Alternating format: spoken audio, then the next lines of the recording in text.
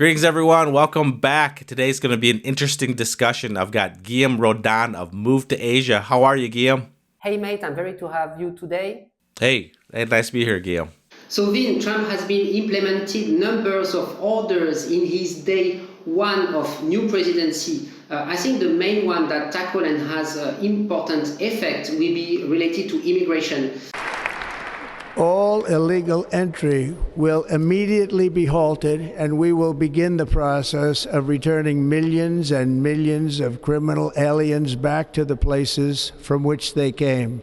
What he basically implemented that day. Trump, he won his candidacy on being strong on immigration. The last 2 or 3 years, he's been blaming the Biden administration. So he's been saying it's been open borders. There's too many people coming into the country from Latin America, Mexico, Venezuela, and it's a broken system. So he said from day one, he's going to send troops to the border and start to deport many of these illegals or people that don't have the correct paperwork to be in America.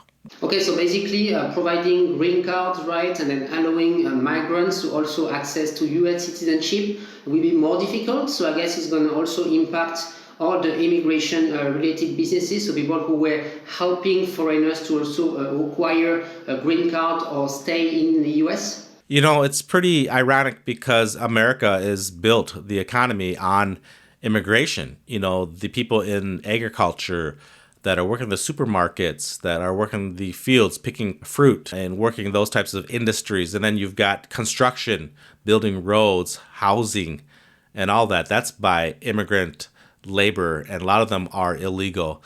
And then the restaurant industry, most of the restaurants in America, the kitchens are run by Hispanics or Mexicans and people like that. And some, not all, but some don't have the correct paperwork or they've overstayed their visa. And so when Trump says he's going to send all of those people back home, it sounds good. Most of the Americans living here, they say, oh yeah, let's do that. Let's try to help the economy. By sending people home, they'll have more jobs for native people here, for the Americans here. But it's more complex than that, because if you take away those people, the economy will collapse. Prices will go skyrocket, increase. So I don't really see that as a good solution. So, Vin, touching the point of economic, what may also be the domino effect with the America First, that is Trump's slogan, and how it's going to touch also the local manufacturing versus all foreign entities that are also importing goods to the US? Again, I think he has this populist message. It sounds good to the people that live in America. America first. We're worried and we want to focus on America's prosperity. We don't care about other countries. But, again, the world is more complex than that. We've seen in history the countries that isolate themselves are the ones that have the problems economically. They don't open up to the rest of the world, and then they just focus on themselves, and that tends to be, not really a good outcome. So it sounds good on the surface. We focus on America. We just care about America and Americans. But the world is really global.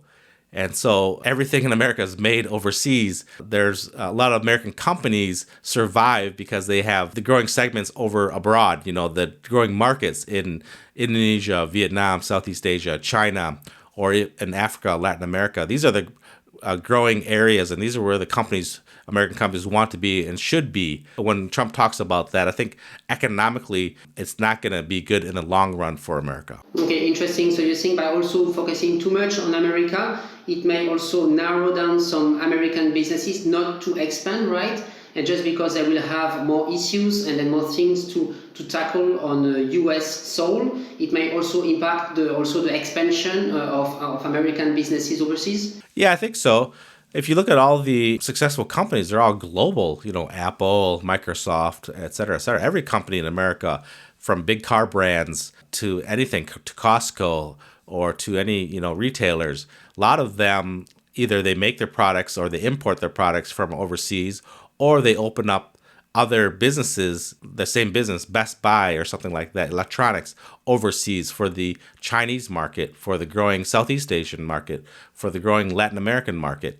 So those companies are very, very global, very, very international. So when Trump talks about just focusing on America, again, It speaks to his base, but that's not the reality. Very interesting point there to highlight the fact that now everything is global. So you have to be also adaptive enough and not deny foreign markets that may be also promising. And just with the current slowdown of the economy in the West, it can be in the US or in Europe, it's true that there is a growing need of consumers that are in Asia, maybe in South America as well, that companies can also spread their awareness, their services, products, to also expand and grow. Vin, you touch a point about logistics and also when companies, US companies will be importing goods because most of them they will be manufacturing overseas. What are the impact on the duties and then on the tariff that Trump's want to implement? Yeah, Trump has talked about increasing tariffs on products coming in from Mexico and Canada, 25%. He's even said 60% for Chinese-made goods. So he makes these specific call-outs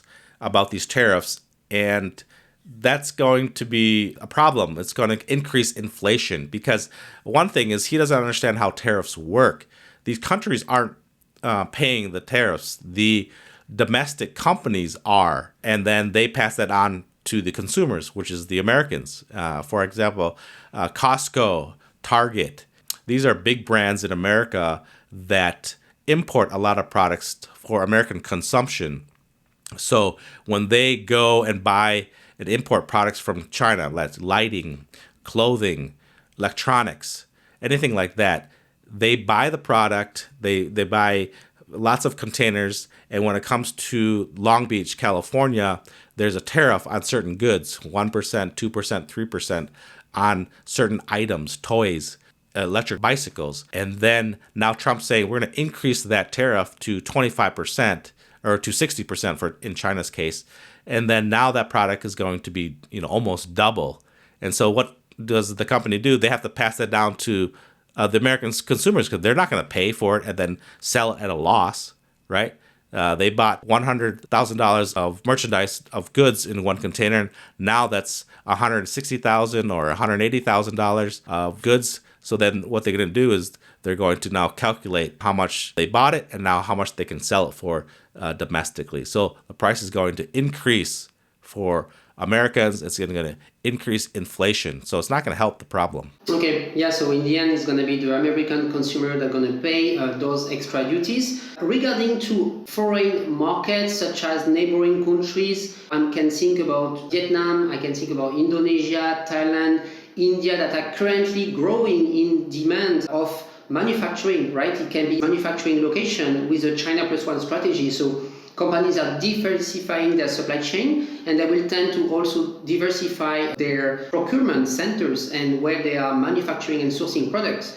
Do you think those neighboring countries will benefit from that, or can it be also a domino effect to those countries? Yeah, it looks like with Trump in office, he's really focused on China, right? So China is quote unquote the enemy.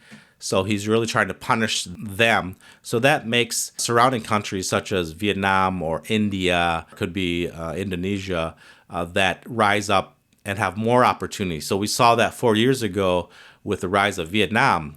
It was on everyone's radar all of a sudden because people wanted, like you said, the China plus one strategy. We saw supply chains, some companies start moving to Vietnam, and then you started to see more interest there. So that could be the case again if Trump takes a harder stance on China. But the only caveat, the only problem is maybe Trump will start to target Vietnam. Then that's a different case. If he increases tariffs on Vietnamese goods, then we might see, it's like a whack-a-mole. Then, the neighboring country will see some more sourcing. But it's more complex than that because Vietnam is not like the next China. It can do some things, but it's 1/10 of the population of the size of China. So it can't take everything. You can't start manufacturing everything that China manufactures on the same level.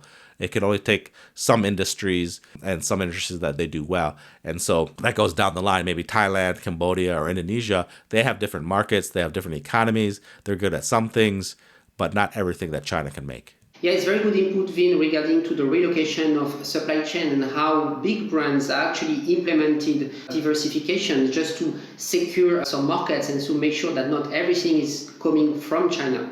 There is another point that is also very important for US consumers is all the regulatory and climate change environment. What's basically Trump's position on that and how he suggests the economy to go? Okay, yeah, here again, Trump is saying we should deregulate, taking more of a free market system and then get rid of the laws. For example, he wants to say the oil industry in America, we want to drill more, we have more land available to drill oil, and then whatever it's in the Bitcoin or into other types of industries, he wants to deregulate, less laws, so that the economy can flourish. But again, I think there's going to be some problems because it's not that easy. And then I think the reason we have certain institutions and laws are to protect the American consumer. For example, the EPA, they want to have the clear skies, clean water in terms of the climate change that we're seeing across the world. Those things are important and we have to have guardrails in place, but Trump really doesn't believe in them. He has a simple mindset of just getting rid of laws and then things will flourish and things will be better off. But again, I think that will open up to chaos and for opportunities for people to, get into fraudulent activities or milk the system, or, you're seeing the rich are getting richer. So I think there's going to be issues down the road in terms of deregulating, and Trump doesn't believe in climate change. So the first thing he did was he took America off of the Paris agreements about climate change. So I think there's going to be some issues later down the road. So what are basically your thoughts, and then how do you see the future for America's economy in the next 4 to 5 years? Things happen, you make a decision now and then it plays out in the next few years. So it takes some time to see what will happen. But most economists believe that the Trump policies are going to be problematic for most Americans because America voted for Trump because of inflation, high prices. They were sick of that. And they voted for Trump because they believed 4 years ago the economy was better. Products were cheaper. But honestly, with his policies, I don't think, and I don't see it getting cheaper or getting better. With his tariffs in place, it will increase costs for most Americans. I think there's one study said that for American family of 4 people, it's going to be an extra $2,700 US per family for in 1 year, added costs. And then with the immigration, he's planning to crack down on illegal immigrants. Again, it sounds good to the Americans that live here. Oh, get rid of the immigrants. There'll be more jobs. But again, those are the people that are working the industries that Americans don't want to do, picking fruit, agriculture, cooking in the back rooms of the restaurant, cleaning the streets, sewing, many of those industries. They're also working in meat packing plants, to process chicken or beef. The native-born Americans here, they don't want to be doing those jobs. And so it'll be really, really hard to implement. And then finally, with his tariffs, again, it sounds good to most Americans, but it's actually the Americans that are going to pay for it. And then they say, oh, we're doing the high tariffs so industry can come back to America. But let me tell you, manufacturing is not coming back to America. Americans don't want to work in factories. For example, Nike or Adidas, or they say, look, we're going to stop in Vietnam, we're going to go back to America, and then 1, find land, 2, build the building, 3, find the workforce, the Americans to work in these factories, to do sewing, to do assembly. How long is that going to take? And then, realistically, the cost is going to be very, very expensive. So when you ask me in the next 4 years and in the future, again, it doesn't look good to me economically. There could be some different changes in the world economy. Things could turn out differently. But I'm kind of pessimistic with his policies. And I think as more and more Americans in 2 years, 3 years start to wake up and realize things aren't improving, then it's going to be trouble for Trump and his administration because honestly, I think people will be fed up in the end. Okay, it was good to have your ideas on this, Vin. It's true that with the labor shortage that you mentioned, the import tariffs as well, and not all the companies are ready to go back to America and, for instance, set up manufacturing facilities. So in the end, there may be good things that Trump will implement, such as, for instance, having Elon Musk to also regulate the system and make more processes to probably cut down the cost on the governmental side. But for the economy and for the real US American, I'm not sure all of those things will be beneficial for them. So that's kind of the summary, it seems like, of what's going to happen. So thank you again for having this opportunity to discuss. Thank you, Vin. It was a pleasure to discuss about this today.